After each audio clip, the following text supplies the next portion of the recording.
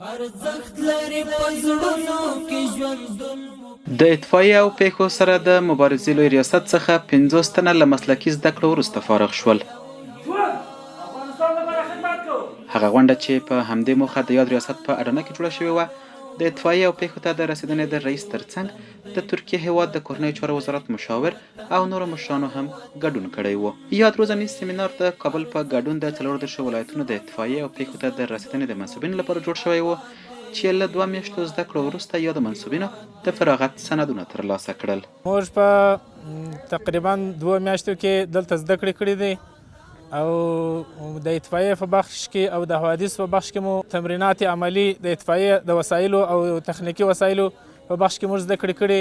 غونډې ته د یاد ریاست رئیس خبرې وکړې او له ګډونوالو یې مننه وکړه چې خپلې مسلکي زده کړې یې سرته رسولي.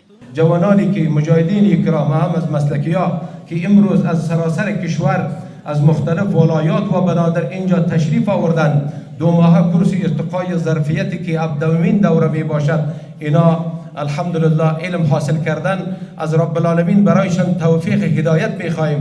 د ترکیې هیواد د کورنیو چارو وزارت مشاور هم د زده کړیالانو له زده کړو خوښي څرګنده کړه او د ترکیې هیواد د هر راز همکارۍ ډاډ یې څرګند کړ.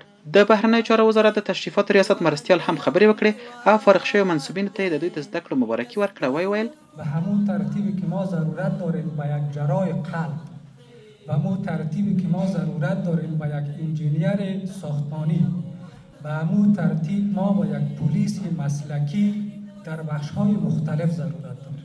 د کورنیو چارو وزارت د بهرنیو اړیکو ریاست مرستیال د غونډې بل ګډونوال و چې د فارغ شویو منصوبینو له زده کړو یې خوښي څرګنده کړه او په راتلونکي کې هم د داسې زده کړو غوښتونکی شو. موږ امید لرو چې دغه پروسه دوام پیدا کړي ترڅو هغه زموږ مجاهدین یا نور ملګري چې پرون د هیواد د ازادۍ لپاره بوخت وو، خپل سرونه قرباني کول، نن د خپلو خلو په تویولو سره د دې خلکو په خدمت کې پاتې شي. غونډه فارغ شویو منصوبینو ته د تصدیق پاڼو په ویشلو پای ته ورسېده.